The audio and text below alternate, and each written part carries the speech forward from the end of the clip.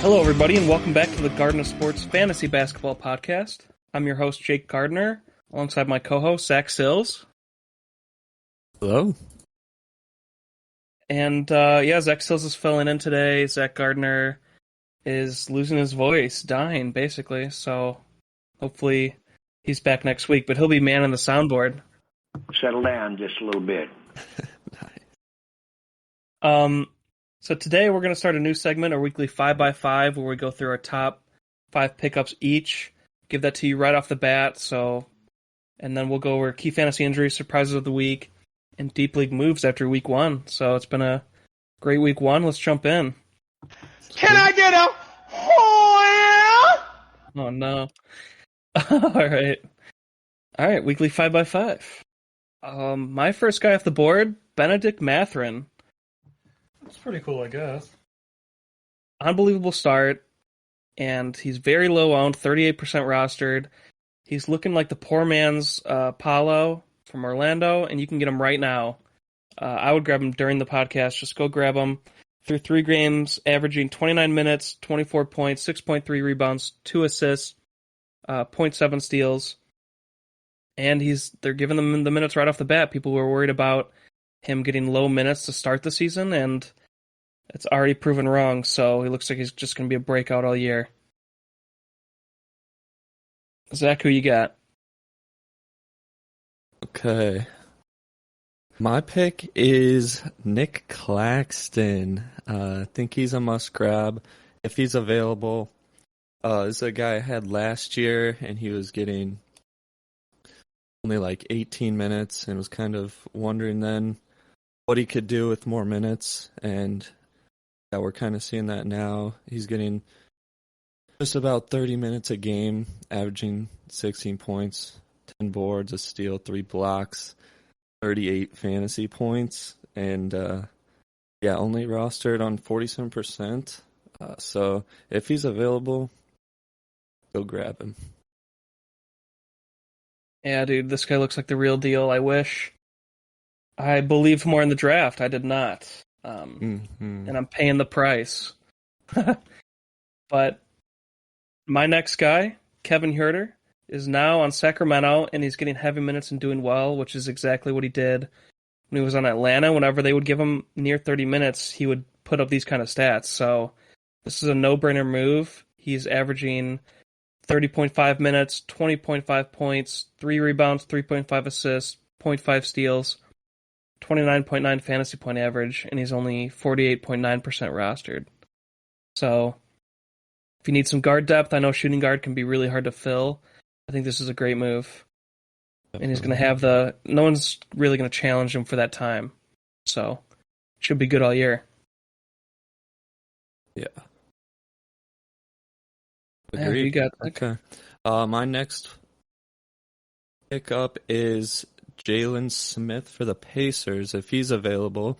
I know in our 12 team he was drafted, but maybe in a team he might still be there.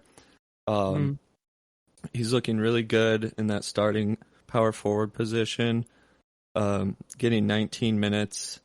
He in his second game against San Antonio kind of went out with got hit. So he only got 7 minutes in the second game. So his averages are kind of dropping, which might kind of work to a bit of an advantage in that free agency pickup. He might be a little bit further down on the list because of it, but it was just because he went out after getting hit. So in the other 2 games, he's averaging 28 minutes and 22 minutes for... his overall total is 19, but yeah, I'm not good at math, so average whatever, 28, 22. What is that, 25? Okay. But yeah, in those 2 games, he's getting lots of points, 19 points, 16 points, and then in his most recent game against Detroit, getting a nice little double-double, 15 boards, 19 points, and it's looking like he's one of the go-to guys there. So Yeah, definitely roster him if you don't have him.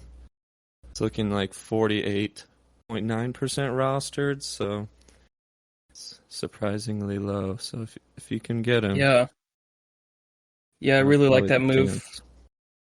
And I agree that 7-minute game stopped people from grabbing him more, and he should be available in 10 teams, like you were saying. Probably not 12 team at this point, but Mm-hmm. you can still check it out. My next guy, Isaiah Stewart. Holcomb punch. He's the starting center for Detroit, and he's averaging a double-double through 3 games. 11 points, 10.3 rebounds, 2.0 assists, 1 steal, 29.4 fantasy point average. And maybe this year he can finally find consistency. Like he was able to have 30-point fantasy games like this last year, but then he would have like a dud the next night. So this year, it's a 3-game span, but at least he's shown a little consistency, and hopefully this is the real deal. Only 19.5% rostered, and I think you want to start her at the bottom of your bench. So, and he's got Mm-hmm. upside too. I think the pressure of Duran, maybe he can feel that, and he's gonna really ball out this year to keep his job. So, and he should be available. I mean, 19.5% rostered. He should be available in deeper leagues. So this is a great move. Get a starter on your team who's putting up numbers. I agree. Although they did, I think they made that trade for Dern. I think they still do trust Stewart, and will continue to put him in that starting spot for the time being. For sure. All right, my next pick is Derek White from Boston. He's proven his floor in fantasy these first 3 games, I think. 28.7 minutes averaged. Although we did see last night, he got 37 minutes, so it kind of bumped up that average a lot. He was getting like 24, 25 minutes, but yeah, it might just be a night-by-night kind of deal whether he gets over 30 or under 30 minutes. But with 13 points, 4 rebounds, 7 steals, or 0.7 steals, sorry. Yeah, that 7 would be a lot, but still 0.7, almost 1 steal, and 1 block a game. That's pretty good. Pretty good stats to have. If you need a little bit more depth at the guard position. It's looking like 41.6% rostered, so he probably still be out there. I think he's still out there in our 12-man league, I believe, or maybe he just got picked up yesterday. He was. Yeah, somebody dropped him and then somebody grabbed him. Okay. Yeah, so if he's out there, you need a little bit of depth at guard. Good floor guard there.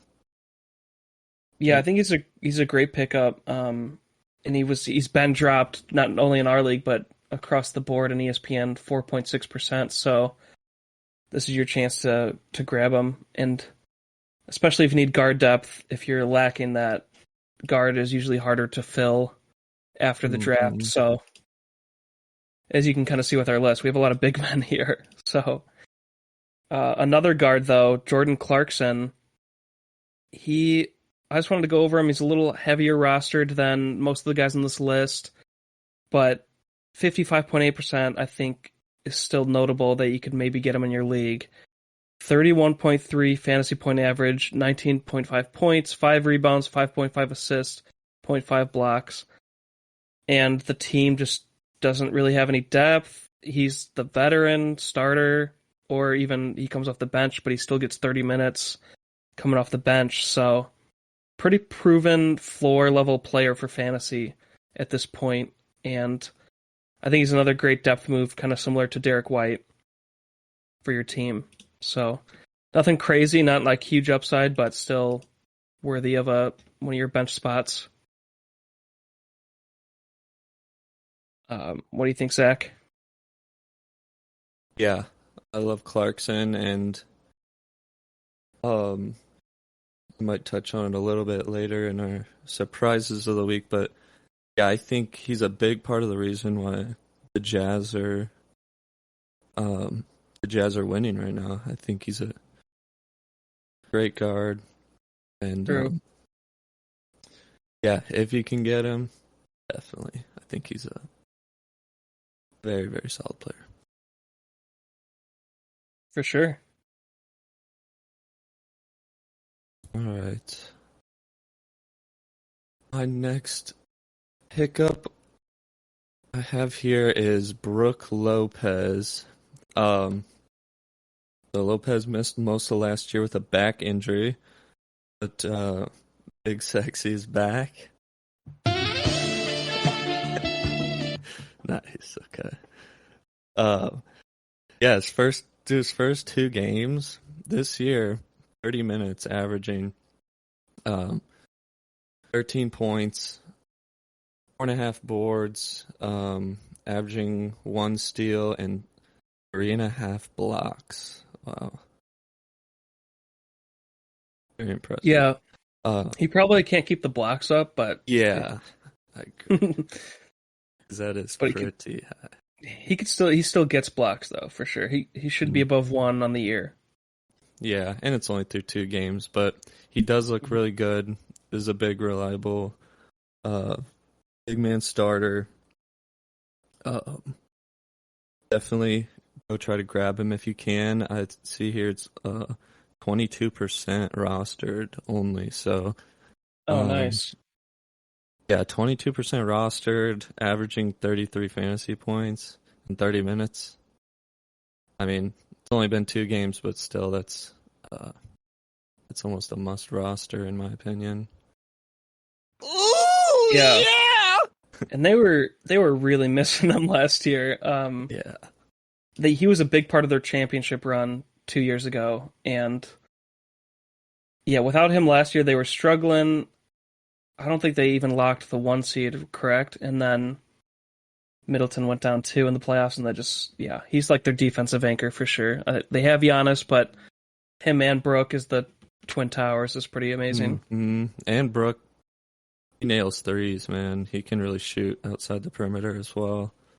Yeah. So it's good for points there. Perfect center for that team. Mm-hmm. My next guy, who Zach stole from me Zach Gardner after I give him advice, Isaiah Hartenstein. Settle down just a little bit. I don't have the patience to jack with you today. Zach's going to talk to us through the soundboard because he can't talk. Isaiah Hartenstein, 30.5 minutes, 11 points, 9.5 rebounds, 2 assists, 1 steal and 1 block is his average through 2 games.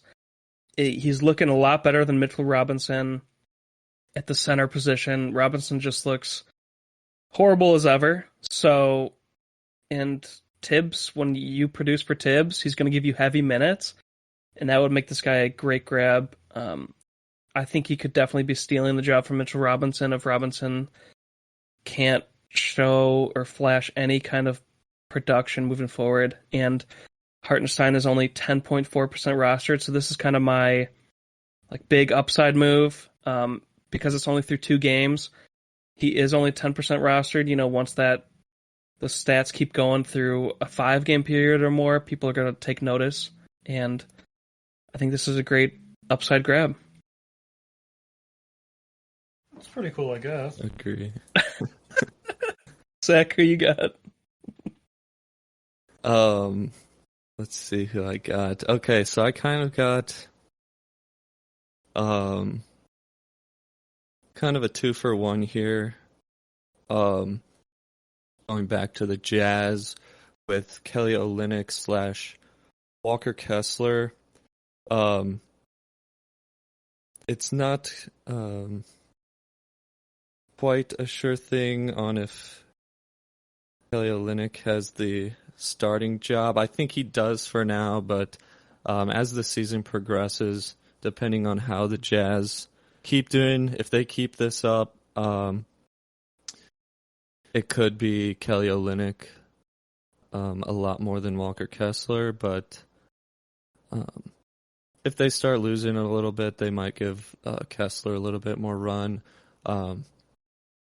Olynyk, I think the first game, only 15 minutes, got into some foul trouble there, so I actually dropped him because I didn't watch the game, so I didn't know about the foul trouble. Yep. So luckily, I was actually able to pick him up again after I heard that it was just foul trouble that he was only getting 15 minutes for. And he actually went off last night, or 2 nights ago against Minnesota, dropping 21 points, 3 boards, and 4 steals actually. So in 35 minutes, so 40 fantasy points. He looked good. Not quite as good as like Lowry, but still, they're kind of a good duo. Sure. So if he keeps playing like that, probably might not need to worry about Walker Kessler. Although, when you look at what Walker Kessler's doing in the time that he's played, Yeah. he's actually very productive player. What is he getting? Bruh. Yeah, only 21 minutes Yeah. and averaging 27 fantasy points. So definitely worth it to keep an eye on him. If you're in a deep league, we'll touch on it later. Like, as well, pick him up just because if he can get you 26 plus a night, that would be valuable. So Kelly Olynyk only rostered in 14.9, 15% of leagues, so probably out there. But he'd probably be getting picked up here in the next few days once people see that he's kind of going off. And then Walker Kessler rostered in only 9% of leagues, so he'll almost most certainly be available. But Yeah, I like both for sure. mm-hmm. I think you have both, right? I do have both now. Yeah. I mean, yeah, our league is a 12-team competitive, very competitive league, so Kessler's a big upside play, and like you said, he's still produced in a small amount of time, so yeah, I agree with everything you said. Yeah, let's break into surprises of the week. A surprise, to be sure, but a welcome one. My surprise of the week, I just have one. DeJounte Murray next to Ice Tray, no problem, baby. He's looking the same as he did in San Antonio, dominating the game, 39 minutes a game average. I mean, that's pretty dang high. 20 points, 7 rebounds, 10 assists. My man's almost averaging a triple-double. 4.5 steals. I mean, Jesus Christ. And 0.5 blocks. He's going crazy. Atlanta's scary this year, and so is he. Agreed. And that 4.5 steals is incredible. And I think, honestly, he ends the season at 4 average. Dang. You know, like that would be insane. He would get Defensive Player of the Year. Yeah, he's just great awareness, great on the floor. Yeah, I have. My God. Zach, so you got, dude. Let's see. So I have 3 surprises here. The first surprise coming from my favorite team in the Rockets, where kind of surprisingly Sengun is coming off the bench. It's in the second team, kind of leading that second team, which had kind of gone against what a lot of people were saying before the season started. So Sengun is still getting good minutes. Let me look. I think mid-20s. So he's averaging 24 still, with a game versus Memphis where he got 27. So I think it may go up a little bit. But yeah, I think Usman Garuba started yesterday, and then they have that Bruno Fernando who actually looked pretty good, who was starting the first 2 games. But Sengun, he still looks good. Like, it's nothing to do with how good he looks. I don't think that's the reason he's coming off the bench. I think they just want a nice solid player in the second unit. So yeah, just a surprise there. Next, I have Kuzma. Kyle Kuzma, I was not expecting to be performing so well. Averaging 40 fantasy points and 34.5 minutes. I guess I kind of thought that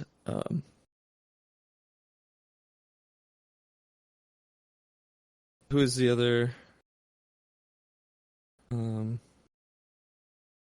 the other guy? Oh, you're thinking of jeez. Of course, I can't think of it then. Shoot. You talk about the tall power forward who had just came over. Hachimura. Oh, you're thinking of Hachimura. Oh, yeah. Okay. I thought you were saying Porzingis.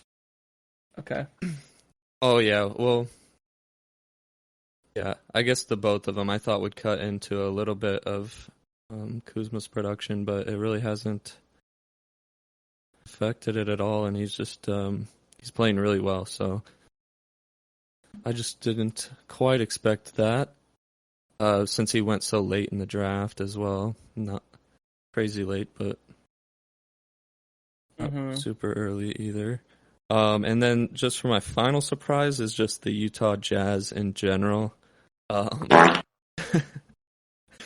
Yeah, I don't think anyone expected them to really be anything this season, but to win 2 big games right off the bat against Denver and then against Minnesota, 2 great teams, and they're just hanging and banging with the best there. So tied for first in the Western Conference. Let's see if they can keep it up. Exactly.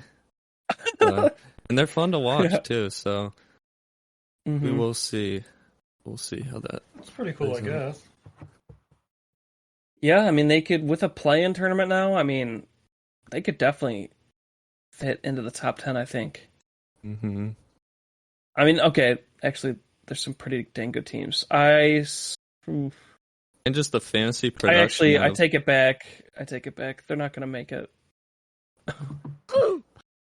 Because I'm counting 10 teams here that are better than them. Clippers, Trailblazers, Pelicans, Nuggets, Spurs. Oh, wait, no. They could beat out the Spurs.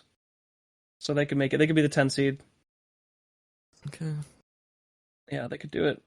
Unless you think your Rockets are coming back. I was about to say. God dang it. All right. All right, let's get into key fantasy injuries. My leg! All right, I'll just run through these real quick. Jalen Suggs underwent an MRI on Saturday, which confirmed a right ankle sprain. No timeline yet, so I assume a few weeks. They're not competing for anything. They're probably tanking for that, best prospect since LeBron James, so it's going to be a bit. Darius Garland, is targeting a return Friday against the Celtics, but there's a possibility the absence extends into the weekends, and that's from Chris Fedor at the Cleveland Plain Dealer Reports. So, yeah, he could miss some more time here, but should be back soon. Al Horford has been ruled out for Saturday's game. Well, he missed Saturday's game against the Magic due to lower back stiffness. So, yeah, he's not starting off the year great, and then he already has an injury. His age is starting to show, maybe, so something to keep an eye on. And then LaMelo Ball, I was checking in on him again. No timeline still, but they weren't officially listed. It sounds like each game he could potentially return because they were even talking about last game, he could have come back maybe. So he might be closer than we think. They're kind of keeping it under wraps. But yeah, let's go into streamers and deep league moves then.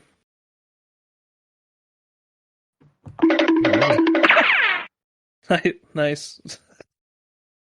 Caught Zach looking on his phone. Jake, you want to start out with the first one since you got this guy? Yeah. Let's just switch. Let's switch off on each. So Jalen Duran, he's a future grab. We were talking about him earlier, but he's looked pretty good through the first couple of games. Not amazing, but he's showing flashes, and you could at least stream him right now and keep an eye on him. He's averaging 21 minutes, 9.3 points, 7.7 rebounds, 1.7 blocks, 23.7 fantasy point average. And the minutes are low, so like if he ever did get up to 30 minutes a night, I mean, this would be a must roster guy. So keep an eye on him. Oh yeah! Who you got, Zach? The only thing with Duran is that you got Stewart there. But still, with the limited minutes, he's showed good production. Next guy is someone I already touched on, is Walker Kessler.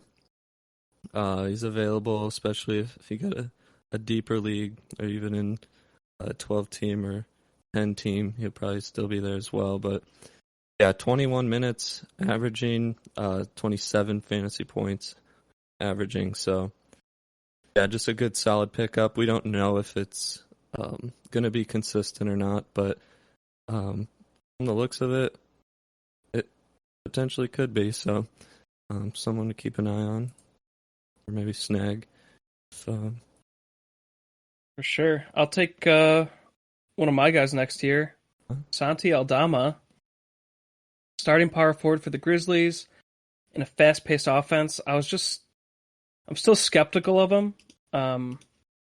He's just so new, and I mean their main power forward is supposed to be Brandon Clark, like main big man, until Jaren Jackson's back. So he could be up and down, but I think he's worth a stream option. 30.3 minutes, 11.3 points, 8.7 rebounds, 1.3 assists, 0.7 steals, 1.3 blocks. So, I mean, pretty good stats, but a lot of that has come from the game one, and the following two games weren't as strong. So, someone to keep an eye on, though.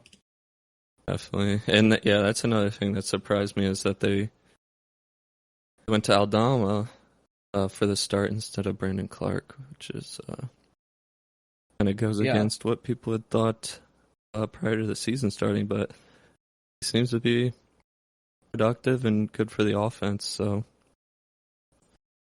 yeah, definitely. Let's see. Okay. Next guy for me would be Tari Eason for the Rockets. Thank you for that. So yeah, Eason, he's had nothing crazy to start, right? He's in that second squad, averaging 18 minutes a game, so nothing crazy there. His production for those 18 minutes has been pretty solid, though, averaging 20 fantasy points. I think if given more minutes down the road, which is a possibility, could be very productive. So one thing to keep in mind is that Jayshawn Tate is currently out. So that could be why he's getting minutes he has been, even though they aren't crazy minutes. So yeah, it is a little bit of a risk here because you got Jayshawn Tate who will be coming back. I'm not quite sure when, but I think decently soon. It's nothing too serious. I'll have to look more into that, but yeah, Eason, I think great potential. Just his play, his hustle. So it's worth a flyer if you're in a very deep league. If you're like a stacked team, I think you could stash him. But otherwise, yeah, stream him until, like you said, he should be a second half player too, like a big, like he could be a league winner later on. Potentially, yeah. And he's a So, small forward, and yeah, if you need a small forward, it's hard to fill. yeah. All right, my next guy, Contavious Caldwell-Pope. He's averaging 33.3 minutes, 13.3 points, 4.3 rebounds, 3 assists, 1.3 steals, 0.3 blocks. So I feel like you can't really go wrong with that. He's on a new team, proven himself. Yeah, I just think he's a solid stream. It's not like a guy. I don't know. He's not like a guy I would hold quite yet, but he does look good. Like, this does look promising. But I feel like he is getting these shots right now because there's some guys coming off of injuries on Denver. And once they get back up to speed, Caldwell Pope's going to fall by the wayside. But until then, yeah, solid stream option. Mm-hmm. Definitely agree. Sure. Who you got, Zach? Next, so this is my maybe more of a streaming option here, in Caleb Martin for the Miami Heat. Martin is a starter for the Heat, averaging 26 minutes, or just about 27 minutes. So, I think since he's a starter, that'll be pretty consistent, 26 minutes around there. And then his production during those 26 minutes, pretty solid. Averaging just about 19 fantasy points. So if you are in need of kind of a streaming option on a Sunday or something, just to anything kind of helps scenario, it would definitely be, I think, a consistent streaming option if he's available, which I think he should be, only rostered in 1.1% of leagues. So, Wow. potentially, Yeah, that is low. yeah, a good consistent streamer if needed. For sure. Let's see who I got here. I got Dennis Smith Jr. Yeah, probably one of the worst blow-ups of a prospect in a while. I mean, he's okay. He was drafted very high like 5 or 4 years ago, and then he's never turned out. But right now, filling in for Charlotte is a point guard option. He gets defensive stats. He's doing really well right now. He's worth a stream. He's averaging 28.9 fantasy points. He's getting 21.5 minutes, 11 points a game, 2 rebounds, 4 assists, 2.5 steals, 1 block. So pretty solid all-around stats for, a backup point guard. Mm-hmm. So I like him as a stream until LaMelo's back. Definitely. There it was. Glory hole. All right, who you got, Zach? All right, my last one here I have is Grayson Allen for the Bucks. Hey there, Captain Douche. True, that is a That's douchebag. true. Yeah. Although he's seeing 30 minutes a night average, so it is only 2 games, but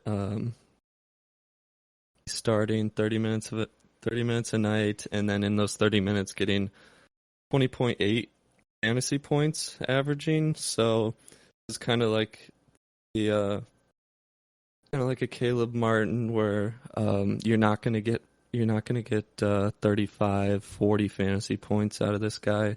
It's just gonna be kind of a 20 to 25 fantasy points kind of deal. But if it's consistent, like 20, 25 fantasy points, that's it makes for a good streaming option, especially since Allen is only rostered in 3.3, so he's probably out there, and if you are desperate for 20, 25 points, then yeah, a good pickup for a night. Yeah, good deep league move if he's Mhm. getting those type of minutes. All right, my last guy here, another douchebag, Grant Williams. Hey there, Captain Douche. He hasn't like thrown, I don't think, anyone down like Grayson Allen or anything. He's just like, if you watch him play, he's just kind of, he's like the poor man's Draymond Green. He's just kind of a douche, but he hasn't done anything as extensive as Draymond. But anyway, he looks like the go-to big man right now with Al Horford struggling and getting injured, and they have, gosh, who's the guy? The other guy's out for like another, well, for the first half of the season. Robert Williams. Yeah, they have two Williams. So looks like this guy is gonna get a decent amount of playing time this year, which is something he hasn't had yet, and he's only 8.5% rostered. He's getting 27 minutes a night, 12.7 points, 4.7 rebounds, 1.7 assists, 1.3 blocks. So he's just looking solid all around. I think you could stream him in a 12-team league, grab him in deeper leagues than that, and feel confident right now until Al Horford's back up to speed. Mm-hmm. I like that. And okay, for sure. Yeah, that'll do it for us. We're not going to do trades after week 1 because it's way too early. But that will be a segment in future weeks here. So thanks everybody for listening, and Zach Sills, thank you for coming on last minute to give your insight. Really appreciate it. Yep, I love it. All right. Well, that'll do it. Thanks everyone.